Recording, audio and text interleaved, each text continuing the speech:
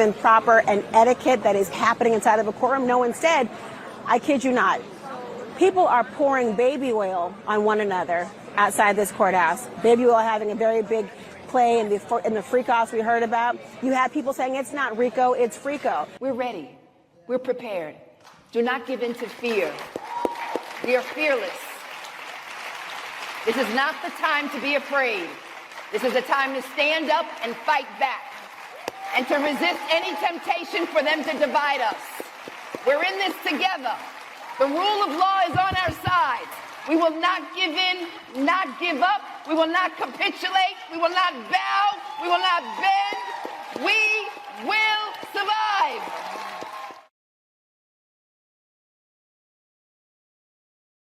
All right, let's get to this Diddy thing. So Sean Combs acquitted of 3 of the 5 counts against him. He fell to his knees in court today because he was looking at life in prison, rested his head on a chair, and prayed moments after the jury spared him of the most serious charges in this federal trial. His family erupted in cheers, his mama, his children, applause as the emotional weight of the verdict set in, while Combs was convicted of transporting women for prostitution, a charge that carries up to 10 years in prison. He was acquitted of sex trafficking and racketeering, those RICO charges, conspiracy, both of which would have led to life sentences.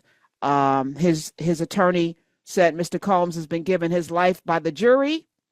Mark Agnifilo told the judge, urging his release before sentencing and insisting that Combs would be a fool to jeopardize that outcome by fleeing.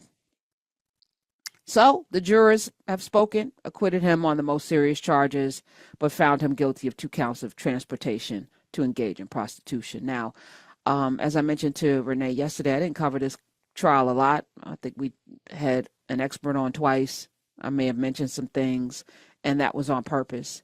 And it's not that I don't care, but again, if we're going to be different, if we're going to shift and change how this world is, we're going to have to behave differently, which means leaning into all of the salacious details, every single morsel of crazy that may come out every day. Yeah, look, and then Cassie said this and this and this and that, until we get to a verdict. And even a verdict doesn't change how I feel about that person. Doesn't change how I view that person, doesn't change that person's position in my mind and spirit, because those things that I saw with my eyes were done, and I will never not see them. And I will never not feel some ways about the things that I heard and the things that he was convicted of. Now, what does it mean for music and his music and how we are is he going to be celebrated now? I mean, people outside the court acted like Christmas came. Matter of fact, Laura Coates, who started her radio career right here on Urban View, was covering this trial for CNN. Here's what she said after the verdict was read.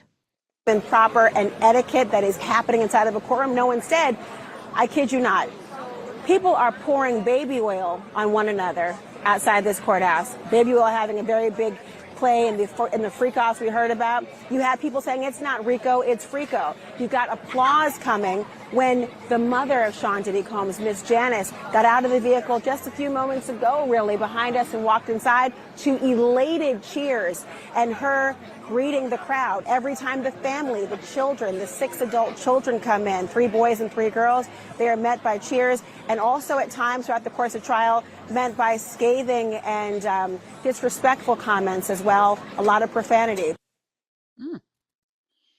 What does this mean to you? Who's happy today that this happened? 866-801-8255. I'm taking the temperature. I need to know where the range and the spectrum is. You know, who's going to be courageous enough to call up and say he was framed. See, they were trying to railroad a brother. 866-801-8255. What are your thoughts on this? And should we care? I mean, this is not going to change the course of this country, whether we're going to have health care, Medicaid, Medicare, whether SNAP and all the other social services and education and all of the things that are on the table, our health and human services. We got a whole ass dead worm headed person heading up whether we get vaccines or whether we're going to have safety in vaccines. I mean, they're trying to radiate flies and infect flies in Florida. You can't make this up. I'll talk about that later. And then we got alligator Alcatraz, which seems a whole lot like when I heard the current president talk about it. It seems very concentration campy, along with a little slavery mixed in. It's a wild time. I don't know that Combs' acquittal or conviction was going to change any of that. Matter of fact, I know for a fact it was not going to change any of that. But there is a larger question about us. And I posted that on Substack today, one of the things. What does this say about us? If we're still celebrating and deifying and pedestalizing people like him, what does it say about us? And then someone's like, it doesn't say nothing about me. And I was like, it says nothing about me either, sir. It's us, the larger us, the larger we. What does it say about a society that would put a 34-time convicted felon, adjudicated sex offender in the White House? What does it say about a nation that, we just talked briefly about Jerry Falwell. Oh, is it Jerry Falwell? No. Jimmy Swaggart. There's so many of them. I have sinful God. Before him, it was, what was it, PTL Club and Jimmy and Tammy Faye, corrupt. It's always something, right? These priests, and we still park our hind parts and genuflect and open our mouths to get that communion. We know that priest was touching altar boys, and then they were shuffling them around. It wasn't a massive in the streets like, this is ridiculous. Let's do something. Are we so conditioned to depravity? Are we so conditioned to accepting depravity that, And who was out there with the baby oil celebrating? Is this who we are? I mean, just really, it's stunning and saddening to me. But maybe to you, this is good, because this is America. This is America. We're ready. We're prepared. Do not give in to fear. We are fearless. This is not the time to be afraid. This is a time to stand up and fight back and to resist any temptation for them to divide us. We're in this together. The rule of law is on our side. We will not give in, not give up. We will not capitulate. We will not bow. We will not bend. We